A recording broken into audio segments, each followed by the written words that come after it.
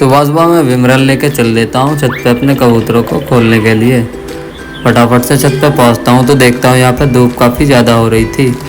फिर मैं सारे कबूतर बाहर निकाल देता हूँ। फिर मैं लॉफ्ट को चेक करता हूँ और अपने सिराजी कबूतरी को भी बाहर निकाल लेता हूँ। फिर मैं जल्दी जल्दी से गेहूँ का कटोरा उठा के अपने कबूतरों को दाना डाल देता हूँ। सारे कबूतरों को दाना देने के बाद में मैं फटाफट से विमरल ले लेता हूँ और अपने पानी के बर्तन को जल्दी से धुल देता हूँ।